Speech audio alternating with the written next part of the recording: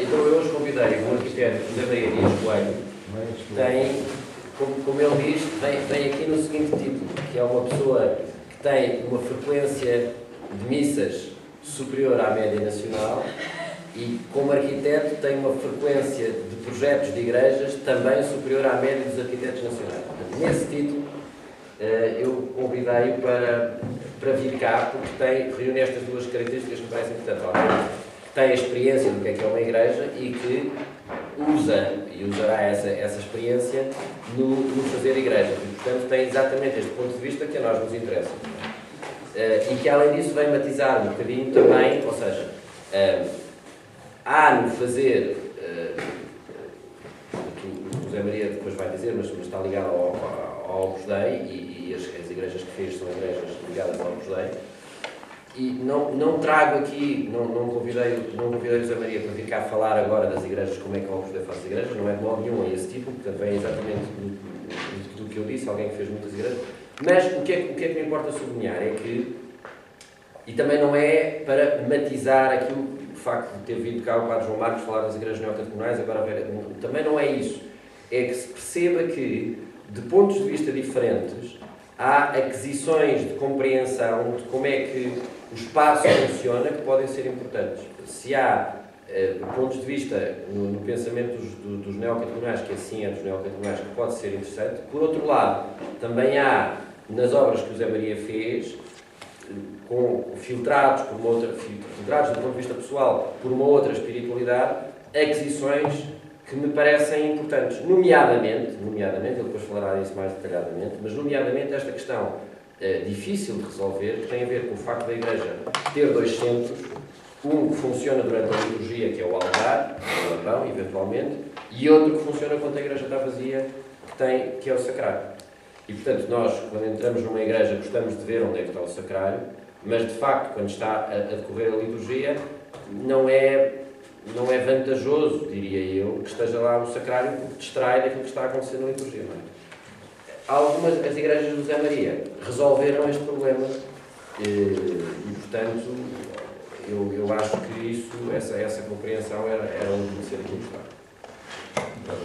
Bom, eu gostava de aliás, que começasse, não sei quem foi mais irresponsável, se ele que me convidava ou eu que vou aceitar.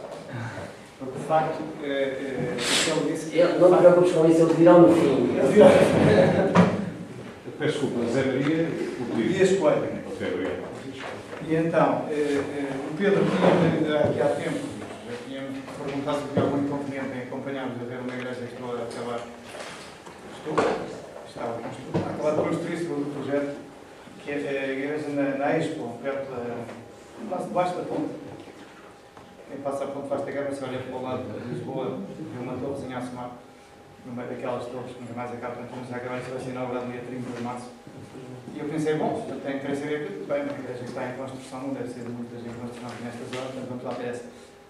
E então eu sinceramente não tinha preparado mais do que já tinha preparado na altura em que ganhámos o concurso, para apresentar o projeto e tal.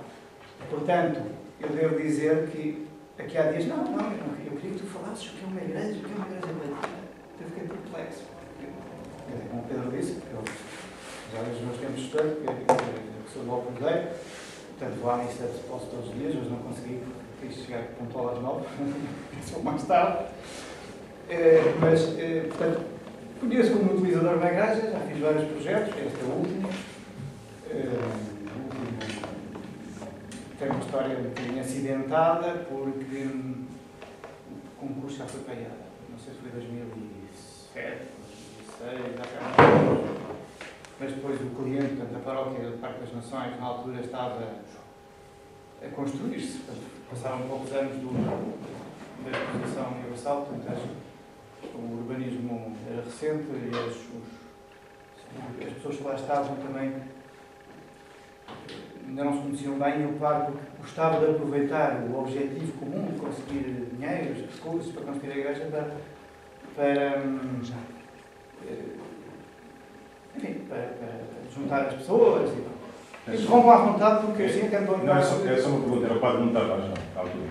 Não, o Padre Nuno Tavares já tinha acabado, ele que lançou o concurso pelas sim. intenções e ideias, depois agora atualmente é o Padre Paulo Franco. E eu já apanhei só o Padre Paulo Franco, foi precisamente no arranque, no lançamento do concurso. Portanto, aquilo teve assim a banho-maria durante muito tempo, não sei se 1 ano ou 2, 3, mas não, vamos avançar. Então nesse momento já tinha começado assim a notar-se que o dinheiro não era inesgotável, a troika ainda não tinha entrado. E então começámos a dizer, bom, já agora, e aquilo foi crescendo. Até que chegou à conclusão que tinha ultrapassado as voltas, e então dizia, agora é preciso diminuir. Quando já estávamos mais ou menos assim uma coisa razoável, fazendo recortes no projeto, disseram, não, é preciso passar para metade. Portanto, lá está, não corresponde exatamente ao concurso que ganhou, ao projeto que ganhou o concurso. Mas isto para dizer que foi um processo acidentado. Pode ter algum interesse, no vosso caso, só conhecer assim, experiências de relação com o arquiteto com um cliente muito especial, que é uma fábrica da paróquia. Aliás, uma equipa extraordinária, todo o ponto de vista do padre e as pessoas que colaboram com ele, pessoas extraordinárias. Eu gostava de perguntar uma coisa. Eu conheço relativamente aquela zona, e Paulo Franco, e já lá estive a ver o espaço e estou entusiasmadíssimo com a ideia. Infelizmente não posso, nesse dia, ir à dedicação, mas tentar convidar algumas pessoas para lá isto, porque é exatamente o que se espera que seja uma lição, não só a dedicação de corrido é interessante, já ouvimos aqui, e o espaço é interessante, é interessante uma série de soluções que apresentam depois eu fui ao centro e estive a ver, já no novo centro, no centro pastoral, e a mesma forma como fazem a dinamização para angariar fundos, portanto. Sim, não, aquilo é uma gente extraordinária. Muito interessante, é uma máquina de extraordinária. Aquilo é São Paulo, não sei. Eu sou padre, sim.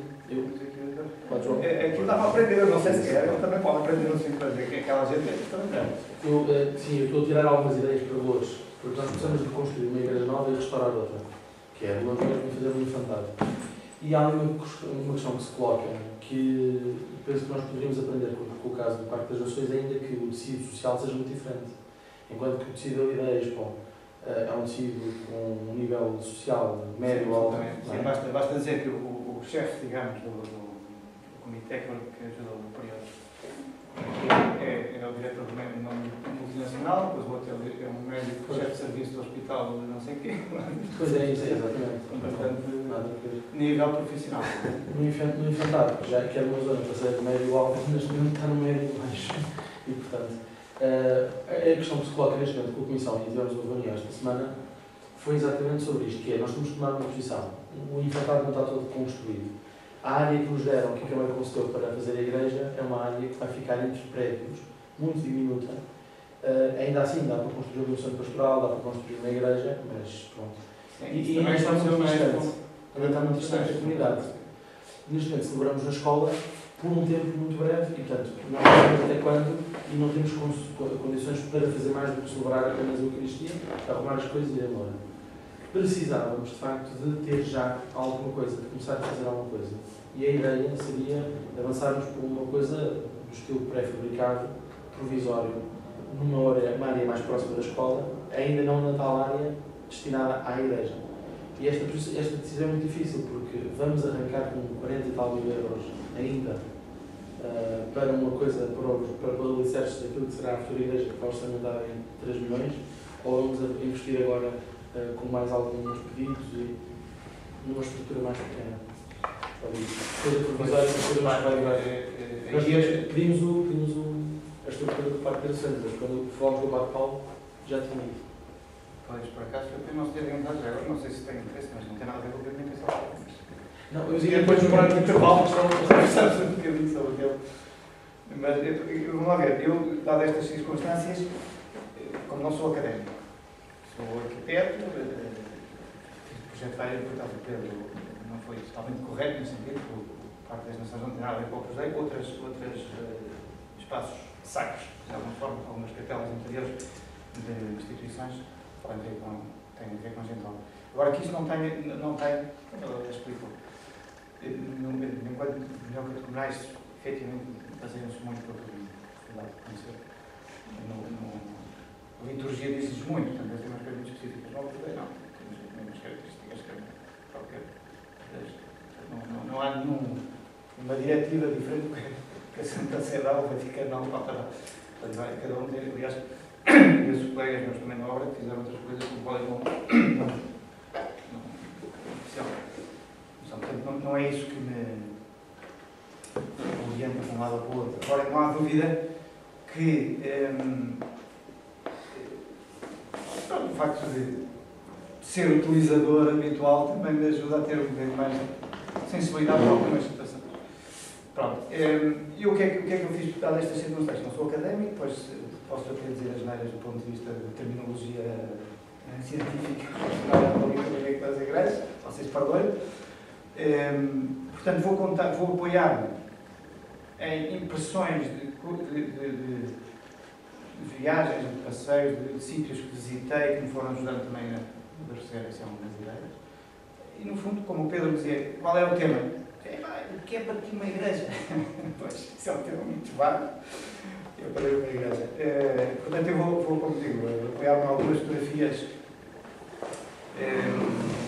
com algum comentário solto, e perdoe-me se acharem que não tem interesse no guia, não quero saber isso, eu interrompo, pergunto, faço o que quiser, não sei se estiver pensado. E peço desculpa não ter tomado melhores ideias. Então, eu acho que quando alguém encomenda um trabalho, qualquer que ele seja, a maior parte das vezes, a maior parte das encomendas para um arquiteto, muitas vezes a educação, são coisas que nós temos. Ninguém duvida, uma moradia, por exemplo, para alguém, nós temos que saber quantos quartos quer e tal. Mas ninguém duvida que é para habitar, para viver, nós vivemos todos os dias. Uma escola, também todos sabem para a escola, sabem o que é preciso, temos o programa, quantas salas, quantas pessoas, etc. A igreja também, neste concurso, também nos deram um programa, eu acho para dizer que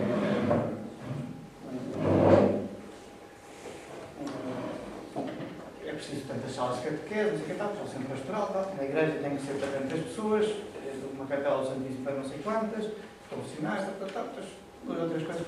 E depois deram um programa iconográfico que tem que estar dedicado a Nossa Senhora dos Navegantes, no caso da Igreja da Expo, por associação com o tema dos oceanos. E depois queriam que fossem os mistérios luminosos, os 5 mistérios luminosos, isto foi em 2005 ou 2006, não é? Portanto, pouco tempo antes, 2, 3, 4 anos antes, o Papa João Paulo II tinha sugerido acrescentar o terço e os mistérios luminosos, as 5 passagens da vida de Cristo, que deu o nome de mistério luminoso. Então, o que é que acontece? Enquanto que num projeto normal nós sabemos para que é, na igreja às vezes também sabemos para que é para rezar, não é? Aliás, quando o Pedro disse que é uma igreja para ti, eu fiquei tão perplexo, comecei a perguntar a alguns meus amigos com quem me cruzei, o que é uma igreja para ti? Todos eles, é um sítio para rezar. Portanto, estatisticamente as pessoas pensam que é um sítio para rezar. É claro, o rezar tem estas duas perspectivas, estava a dizer, portanto, quando está uma celebração, missa, mais frequente, portanto, já assistir à missa, enfim, com as suas características específicas de onde é que está o altar, a residência, o mandão, etc. Portanto, um programa, digamos, mais funcional dentro do espaço propriamente santo. Mas depois está essa questão do rezar, que é, e eu, para não dizer as neiras, fui aqui ver o que dizia o compêndio do Catecismo da Igreja Católica, número 534, que diz a oração é a elevação da alma a Deus. Do Deus que vem ao encontro do homem, que é uma característica do cristianismo absolutamente insólita. Antes, todas as civilizações andavam à procura de Deus, e de repente ele, lá de cima, veio, bom, já chega, e veio cá lá ter connosco. Portanto, o cristianismo é de facto uma viagem, e Deus quando tem connosco, não é? Apesar do homem sempre andar à procura dele. Portanto, e o catecismo, quando irá dizer, é a relação pessoal e viva. Os filhos de Deus com o seu Pai. Portanto, nós temos que, numa igreja, a igreja tem que fomentar uma relação pessoal e viva com Deus. Seja, a pessoa, quando entra lá e não está a decorrer nada e quer rezar e quer ao sacrário, seja quando vai assistir à missa. Portanto, aquilo tem que ser uma relação pessoal e viva. Eu acho que isto tem muito a ver, se calhar mais com as artes, escultura, pintura e tal, provavelmente com a arquitetura diretamente. A arquitetura é um invólucro que facilita isso, mas depois nós, como somos, não somos só espíritos, somos corpo também, as coisas entram pelos sentidos, pelas opiniões, precisamos de imagens, precisamos de símbolos. Eu suponho que vocês devem ter falado disto milhares de vezes e está aqui, e coisas não sabem. Não falámos sobre isso. Eu suponho que tenham falado bastante sobre isso. Não falámos. Portanto, nós de facto vivemos com símbolos, quer dizer,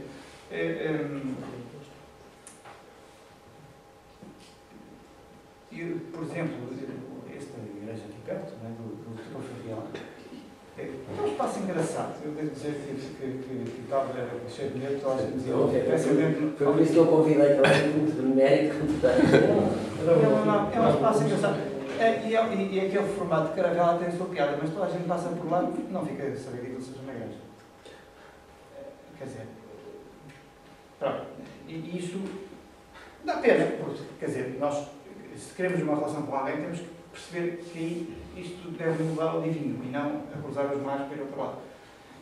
Eu aqui estou a falar contigo porque quando apresentei um concurso da Igreja da Expo, também tinha assim, uma simbologia náutica, não é? E a igreja também, que parecia assim um barco e a torre assim meio inclinada para ser um rei de piada, que fosse assim a lembrar a proa de um barco e a meio da torre estava, depois a coberta cortou, mas estava uma imagem de Nossa Senhora enorme, que era assim aquelas figuras de proa, de quilha dos barcos e tal.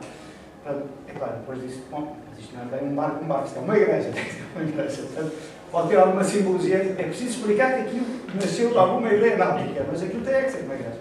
Portanto, e não ao contrário, não é? Uma caravela que por acaso cabe mais gente para poder dizer isso.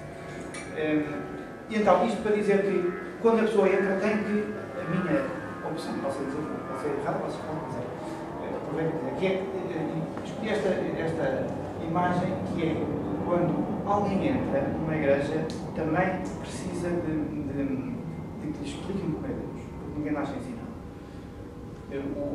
E aqui acho que podia haver duas opções. Aqui já temos uma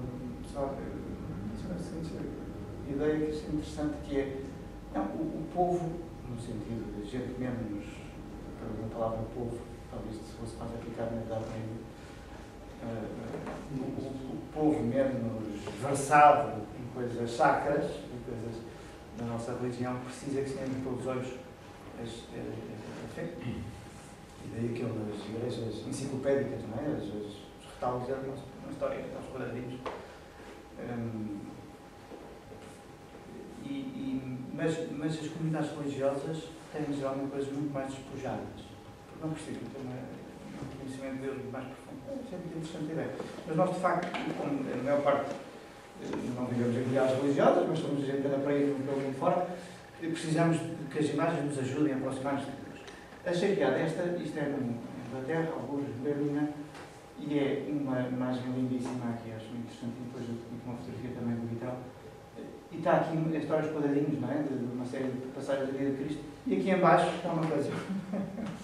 Um tal do altar de São Martinho, segundo eu, que é com a faca a cortar a capa. Eu não sei se as pessoas quando entram vão olhar ali para aquelas magníficas esculturas em pedra, ou para a singela recorte de costura de uma senhora simpática que deve ter oferecido ao padre, não sabe. Mas, seja uma outra, quer dizer, eu acho que é interessante o que nós já percebemos de que a função é aproximar-nos de Deus. Deus é o sumo bem, são a beleza, são a verdade, etc. O omnipotente, criador de todas as coisas, sós da terra, etc, etc, etc.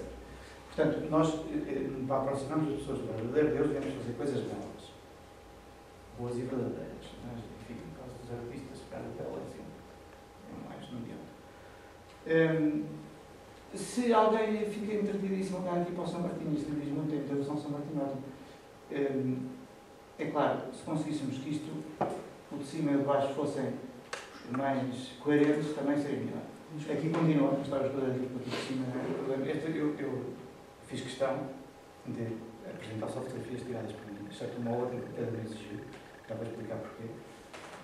Porque assim tenho a garantia que vocês vão ver coisas novas e não coisas chapatrias, topo de gama das igrejas que se nunca passaram por aqui, são coisas diferentes. Se eu não tiver muito interesse por uma coisa assim, pelo menos ficam a conhecer mais duas ou três coisas que continuam. Pode ser uma vantagem. Esta se calhar já conhecem. A Birmingham, eu por acaso, a desvantagem identifiquei o suficiente, eu não sei qual era a igreja, mas se for preciso posso investigar qual é, se tiver interesse. Isto, não sei se não reconheceste a Sagrada Família de Gaudí, uma parte não foi feita por ele, foi interpretada por um escultor diferente, mas isto para dizer que não tem por que ser, a aproximação a Deus não tem por que ser uma escultura realista, neste caso, tem que ser algo que nos diga coisas. Este Cristo, isto é a frontaria, a fachada da Paixão, eles conhecem a Sagrada Família de Gaudí. O Gaudí só fez uma das fachadas, a fachada lateral, que é a mais impressionante, que é dedicada ao nascimento, aos mistérios de Cristo do Nascimento. Esta é dedicada à Paixão, a principal, que já está construída, mas foi a última que construída, foi dedicada aos mistérios gloriosos e à ressurreição. E isto é muito interessante, porque acho que também interpela, não é? Este Cristo. E esta coisinha aqui, esta textura, são letras. Bom, antes disso, por acaso tinha mais à frente, mas isto é uma subida à torre, não sei se vocês tiveram a oportunidade de subir às torres, eu quando estava a estudar, fui lá e estava só construída à altura as do Gaudí. Esta é na zona construída por Gaudí e agora é muito difícil a subir acima porque há bichas quilométricas turistas, absolutamente insuportável. Mas vale a pena, não digo que depende das horas que se lá tem que passar, mas vale a pena porque este homem tem tudo com pormenor, feito, vai subindo por aquelas escadas, por aquelas torres, aquelas 4 torres, todos conhecemos aquela, não torre de fotografia, mas todos conhecemos, e vai tendo recantos absolutamente extraordinários, todos cheios de simbologia. Depois esta torre diz Santos, Santos, Santos, por aí acima tem a bombinha de palhas de árvore de Natal, suponho, porque lá está a representação da paixão, do nascimento do Senhor. E vai tendo ângulos interessantíssimos. Tem esta... Penso que é a árvore de David, de Jessé, aliás. Por acaso, Falaram não é nisso. árvore de Jessé, porque a árvore de Jessé costuma ter O nome. o Jessé em baixo, O Jessé em baixo e depois o tronco e do tronco de Jessé nasce e tal. Esta não é a árvore de Jessé, diria eu, porque não tem nenhuma representação humana. Que o Pinheiro, desde o século VIII, criou, que foi introduzido na simbologia cristã. Foi o Papa que o assumiu, a partir das leituras nórdicas, reinterpreta para o cristianismo a simbologia pagã e, portanto, desde muito cedo também que é introduzido na nossa fotografia, não tanto cá em baixo. Mas o engraçado é que aquilo é uma autêntica descoberta, a gente vai subindo. E porquê é que eu trouxe estas imagens? Porque o Gaudí não sei se sabem, tem não está aberto ainda, mas há um grupo grande de gente que está interessado em abrir o processo de beatificação do Senhor. É um homem que se converteu ao meio da vida e que viveu os últimos anos da sua vida quase assim, pobremente, porque se ficou alma em coração à Sagrada Família, não é? Depois morreu atropelado por um elétrico. Perto da economia, aliás, começou a dormir até no próprio estaleiro da obra, não é? Faz lembrar, enfim, isto era imitar as formas naturalistas de árvores subirem ao céu, mas como todos conhecem a forma como eu calculava estas inclinações, não sei se isto deve ser a única pessoa que eu estou a imagem que já dei uma vez uma aula sobre reparem, isto que está bem escondido, esta rosácea, tudo isto vai tendo um encanto especial e as pessoas vão olhando e vão descobrindo, à medida que entram naquela igreja, vão descobrindo coisas diferentes e vão aprendendo. Eu acho que isso também ajuda e que as pedras falam é uma verdade, não é? Este é o pormenor da porta que víamos antes.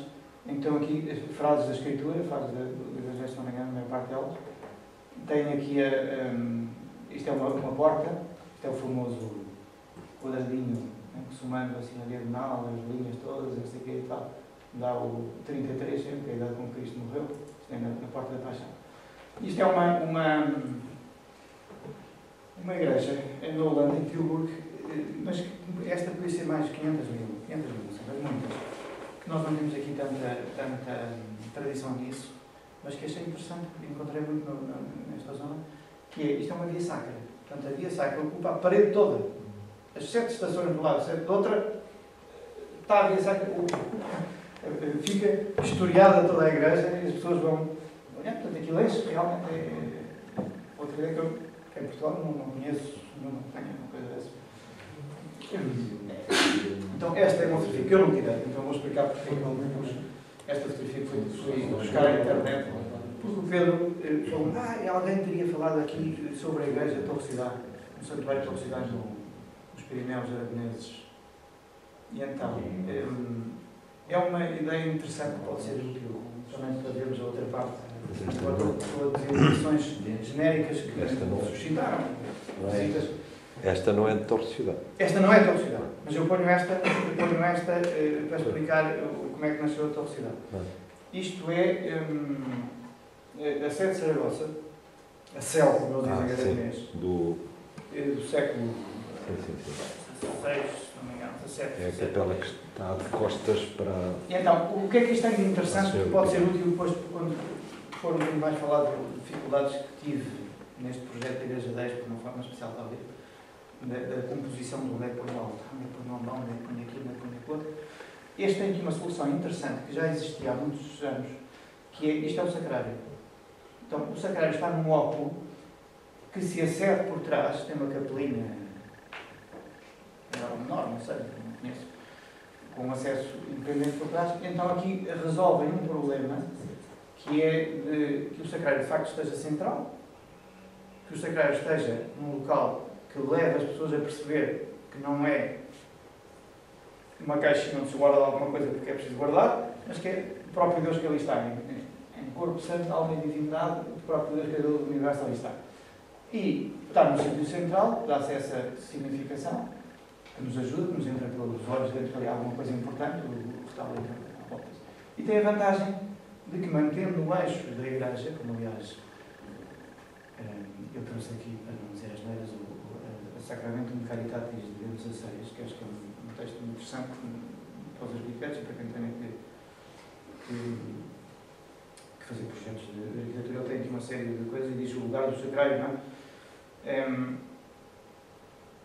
Com efeito, uma correta localização do mesmo ajuda a reconhecer a presença real de Cristo no Santíssimo Sacramento. Por isto é necessário que o lugar onde são conservadas as peças eucarísticas seja fácil de individuar por qualquer pessoa que entra na igreja. Nós temos a experiência, entramos na igreja às vezes, nem está o Santíssimo e tal, vamos à procura de uma capelinha e tal, uma esquina e tal, não é esta, é a seguinte e tal.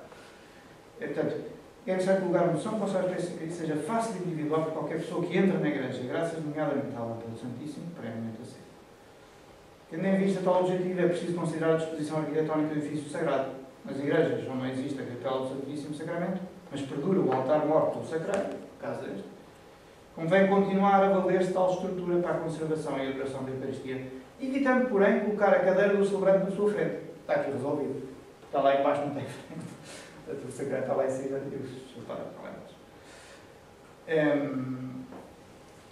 Nas novas igrejas, bom seria predispor a capela do Santíssimo nas proximidades do presbitério. Onde isso não for possível, é preferível colocar o sacrário no presbitério em lugar suficientemente elevado, no centro do fecho absidal, que não é ábside, ou então noutro ponto onde fique de igual modo bem visível. Estas precauções concorrem para conferir dignidade ao sacrário, deve ser cuidado sempre também sob o ponto de vista artístico. Qual é o número, desculpe? O número é o 42, não, perdão, 69. Portanto, então eu trouxe esta imagem que é de Saragossa, esta que é Teruel, que é a mesma coisa. Isto são tudo igrejas da zona, uma zona relativamente curta, que é Aragão, e que serviu de inspiração para Torrecidade, que é uma coisa moderna, que é este, o interior, que tem também a mesma solução, o sacrário cá em cima. Portanto, esta foi o Pedro disse, para falar de Torrecidade. Eu, a única coisa que tenho de Torrecidade é ir lá 2 ou 3 ou 4 vezes, mas não pode ser, não se dá hoje lá para lá. Aquilo, o facto é que a zona é lindíssima, está no arranque dos Pirineus, vê-se as montanhas, as altas lá atrás. Tem o rio, que é o rio Cinca, que está muito encaixado nas montanhas, fizeram uma barragem, agora tem um lago, uma albufeira lindíssima. Portanto, o espaço, o sítio é extraordinário.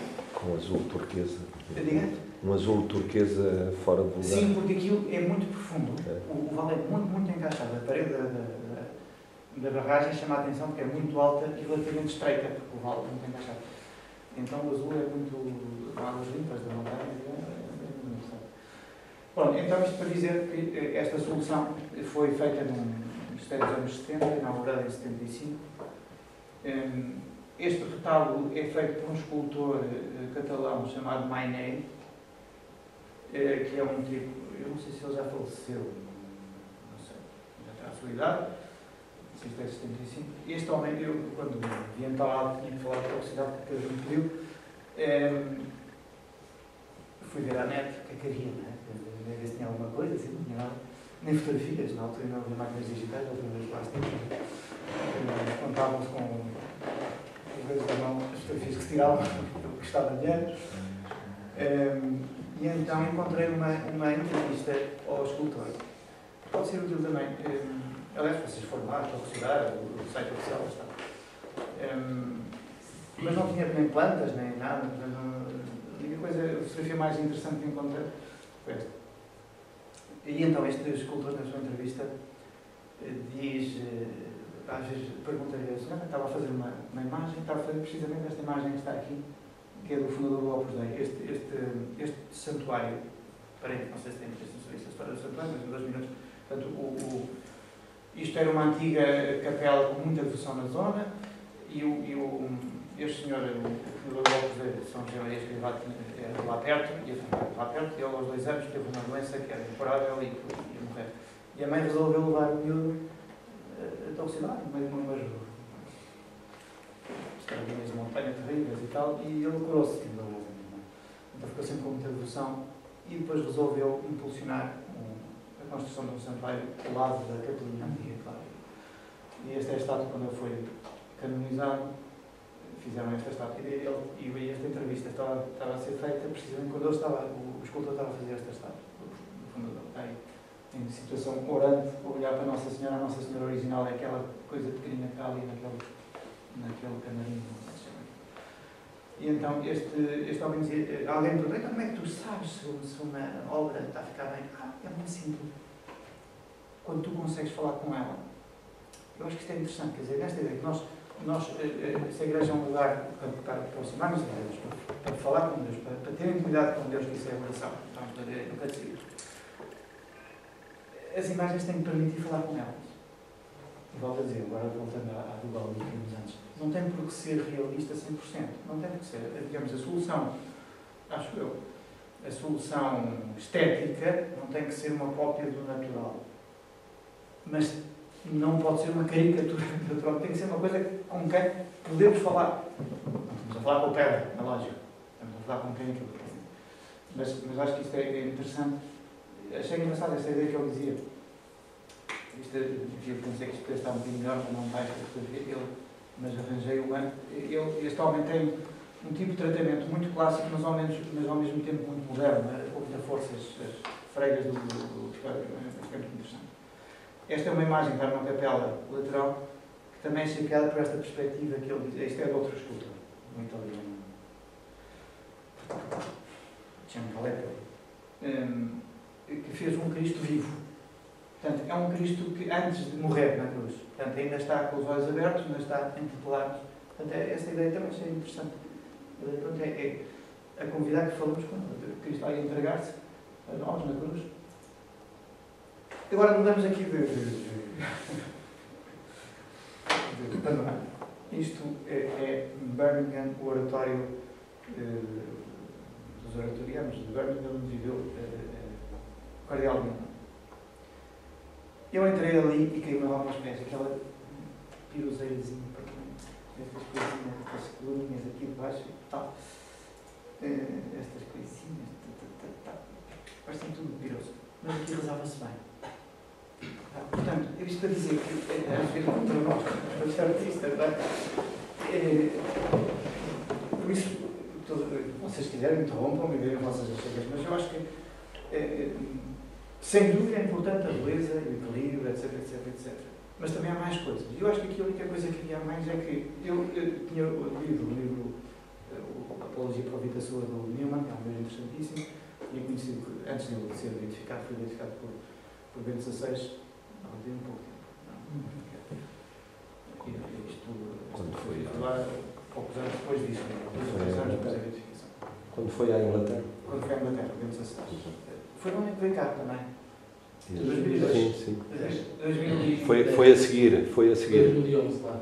2000. Ele primeiro veio a 2010 Portugal. veio cá em maio. Então 2010. Foi no mesmo ano em que teve. Ele primeiro veio aqui e depois é que foi à Inglaterra. Exatamente. Pronto.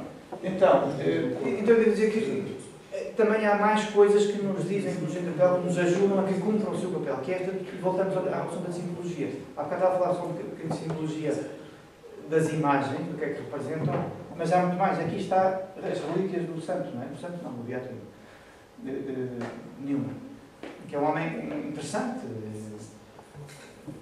É engraçado que ele converteu-se tudo. O anglicanismo deve ter sido dos poucos que se converteu pela inteligência, porque realmente tem pelo simplesmente. Vamos falar de conversões, pessoas que dizem assim coisas lá dentro, mas este homem não, era super cerebral, converteu-se porque começou a pensar. Bom, a evolução do dogma, enfim, do entendimento do dogma cristão, da doutrina cristã, onde é que os católicos se separaram da verdadeira fé. Então ele começou a estudar, começou a reparar que ensinou desviado eram os católicos. Mas ele continuava a estudar, entretanto, todos os seus, ele era professor em Oxford, todos os seus assistentes, alguns iam se convertendo, e ele não, porque devia ter aquela certeza absoluta, até não ter nenhuma hipótese, não se converteu. Ele vai contando isso no livro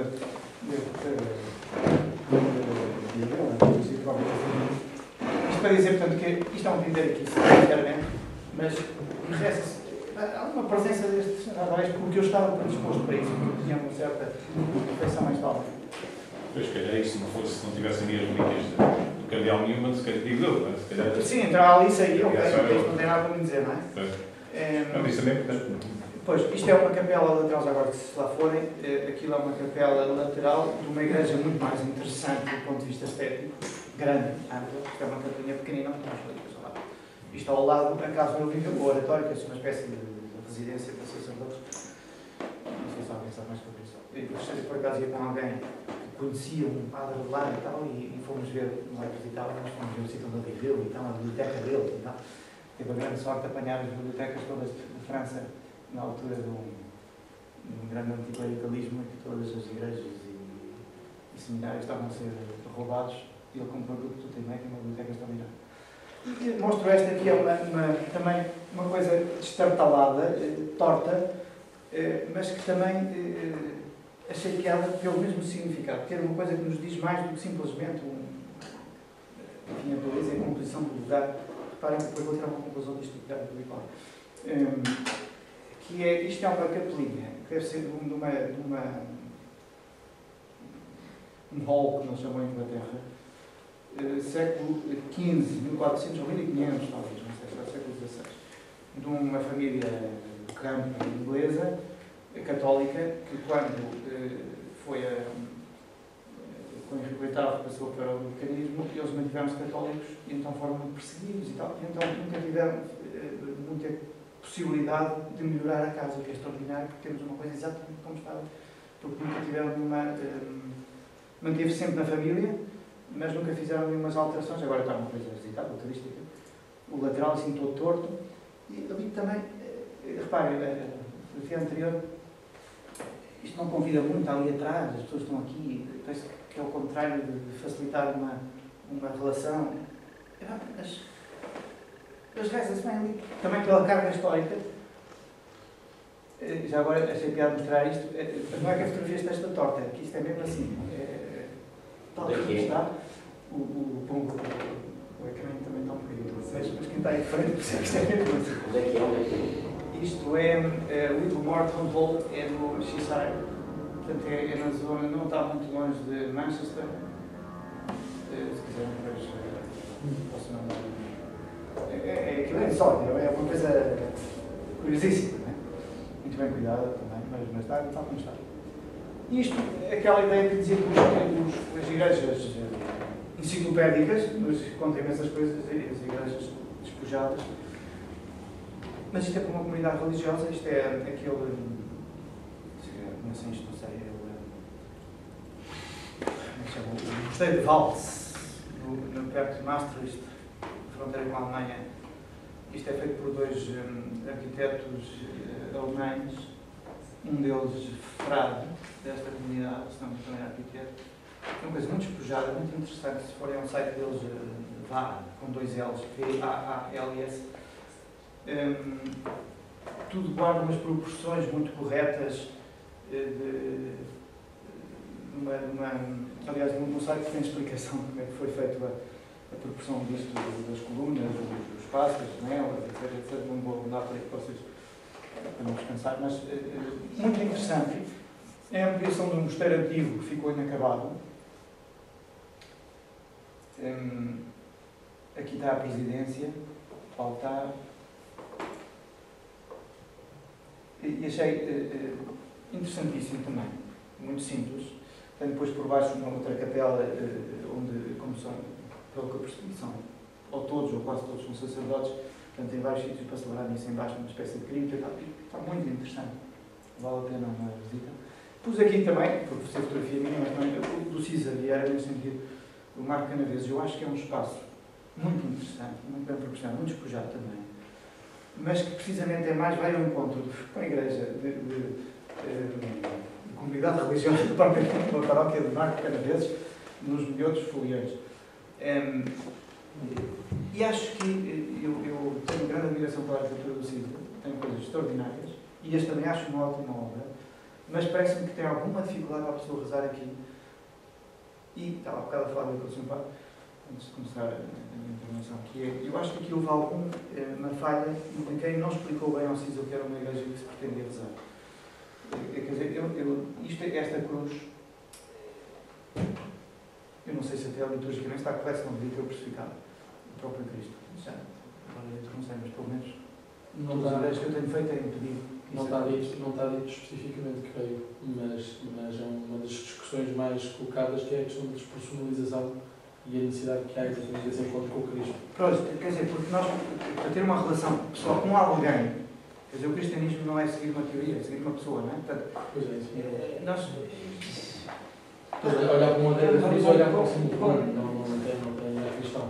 Quer dizer, aliás, aqui há uma coisa, que esta janela que a fotografia para não ajuda, é uma janela comprida, não sei se tiveram a bocado a dizer isto, não é? A experiência de ir lá Marco Canaveses, eu tenho uma costela de vinho, também não tenho falar, mas vinho é talvez das zonas mais estragadas do país, daquelas aldeias todas mal amanhadas, casas tipo maison, com as janelas tipo Fenec, aquelas todas. E aquilo é constrangedor, não, mas ultimamente tem-se arranjado e as coisas estão um bocadinho a recompor-se, mas Marco Canaveses não tem interesse nenhum. Aquelas bolinhas. A gente deve ver a igreja do Cisa ali numa zona alta e depois senta-se numa destas cadeirinhas e esta janela está, quem está sentado, pelo menos a minha estatura, não vê nenhum dos telhados insuportáveis de Marco Canaveses e vê o recorte das montanhas ao fundo. Interessantíssimo. Eu Cisa de certeza procurou aquilo e estava alguém a dizer que alguma foi intencional. Sensibilidade e foi intencional. Claramente foi intencional, porque não se percebe, porque nota-se. E ele disse que até subiu mais 10 centímetros. Pronto, e de facto. Mas... Só respondendo, é explícito que deve existir uma cruz com o Cristo. Onde? Está na Instrução Geral Mensal no 117. Basta eu tinha a ideia que, de facto, quer dizer, mesmo sair à procura e falta qualquer coisa, quer dizer, tipo, entrar ali, assistir à missa, muito bem, ok? Porque nós de facto, podemos assistir à missa no cimo de um monte, no meio de um parque, em qualquer lado. Em qualquer lado, quer dizer, porque a natureza foi criada por Deus, aliás, é um dos motivos de credibilidade, é que bem feito que isto está, não é? Há tantos séculos a tentar estragar e não conseguimos. Portanto, é um motivo de credibilidade. Portanto, mas eu acho que aqui o Cisa é um excelente arquiteto, mas faltou alguém, porque eu disse que não é crente, que lhe explicasse mais uma coisita aqui à frente. Portanto, é muito interessante que sejam padres aqui a fazer este curso para aprender como é que tem que explicar aos arquitetos que possam não estar tão bem entrosados com o tema. É engraçado ter juntado essa coisa que se via nos montes, porque eu, quando lá estive, não vi montes nenhum, vi telhados. Mas percebo porquê. Porque eu estive de pé. Não te sentaste? Sentado. Quer dizer, quando me sentei-me afastado, sentei-me debaixo daquela luz, e, portanto, quando eu me punha de pé, via aquilo, que carga de água que ele fez aquilo. Mas isto é exatamente sintoma que ele fez aquela igreja para uma oração solitária e não o fez para a liturgia, porque quando as pessoas estão de pé, vê outra coisa que não é exatamente isso. Não, e durante a missa a pessoa distrai-se, começa a olhar para a paisagem, o que eu estava a dizer, aquilo que eu mais me chocou é que facilmente o meu olhar é distraído. Era para introspeção, é um lugar para... Pronto, portanto, eu tenho alguma pena de que falta aqui qualquer coisinha que o Cisa certamente se explicasse, porque é uma coisa genial. Estou convencido que ele tem coisas interessantíssimas. Então, isto é o exemplo contrário. Quer dizer, reparem, alguém consegue rezar e dizer alguma palavra a estes senhores que aqui estão? Isto mete medo ao susto. Não sei se nos patriarcas, isto é uma igreja em Utrecht. É uma igreja não é católica, mas enfim, acho que, infelizmente não é por causa disso, mas já agora é uma igreja que foi danificada na guerra, na Segunda Guerra Mundial, tem uma zona reconstruída, mas tem uma coisa terrível que é terrível para um católico que está habituado a entrar na igreja e procurar o sacro, procurar o sacrário, procurar o centro. As igrejas protestantes, algumas igrejas protestantes vão ser o sacrário porque falta-lhes a alma. Acho que lhes falta ali a alma. Enfim, neste se calhar já é a minha visão de usuário do próprio exemplo. E nesta então era chamativo, porque entrávamos na igreja e nós estamos habituados a ver a igreja, o altar mor e tal, os bancos, etc. E de repente já estávamos a ver isto tudo, mas o que é que acontece? Estávamos nos bancos todos ao contrário. Porquê? Porque estavam todos virados aqui para trás, isto é a parte de trás que era o órgão que estava nas costas e que agora é a frente, porque eles lá só vão para os concertos. Deixou de ter mal, mas deixou de servir para louvar a Deus. Não é? Pode servir para louvar a Deus muitíssimo bem, com a música extraordinária, mas por isso não é uma igreja, é uma sala de concertos. E pode-se louvar a Deus magnificamente numa sala de concertos, como se pode num bar, como se pode num café, ou ver o Benfica. Isso não. Isso são os sportinguistas a falar agora. O benfiquista em algum agosto, não. Mas eu sou benfiquista, porque como eu era mais velho do Sporting, eu tinha que me chatear com ela. Sabe que gosto de Tinha que ter algum tipo de convicção assim um bocado. Isto para dizer que me deixou perplexo isto. E isto é uma capela lateral dessa mesma igreja, em que os iconoclastas daquela época fizeram um estudo de serviço, uma pena. Mas o que mais me chamou aqui é que isto é uma televisão plasma. Isto é um genuflexório, e isto é uns salmos, e isto é uma coisa que fazia karaoke de salmos. Portanto, a pessoa ajoelha-se ali, carrega no botão, Salmo 52, 42, 21, 32, e faz ali karaoke de salmos. Eu fiquei tão perplexo com aquilo. É pá, que tira a fotografia. Tira a fotografia. Para não me esquecer. Pronto, falta-lhe algo, não sei, quando adorarmos um plasma, eu acho que é uma das vantagens do cristianismo é que Deus vai ter connosco. Uma das vantagens da Igreja Católica é que mantemos a presença real humana de Cristo. Isto é um gótico muito específico inglês, numa terrinha interessantíssima. Se vocês tiverem a oportunidade, foi a terra que mais me chamou a atenção numa viagem aqui na Inglaterra mais rural, que é Chester, que é uma terra toda rodeada de muralhas, e a zona interior está muito bem conservada, muito engraçada e muito sui generis. Então, isto é uma igreja americana. Chester. CH. Está aqui em cima, Chester, aqui, em quase todas as medidas de localização da cidade. E então, eu ia com um grupo de amigos e fomos. Estava a fechar a igreja, já tinha fechado, não fechou, mas estava aí uma porta lateral, aquela porta daqui entramos. E então, isto é o interior da igreja, peço desculpa pela fotografia, não é grande coisa. Extraordinário, o espaço eu acho que o gótico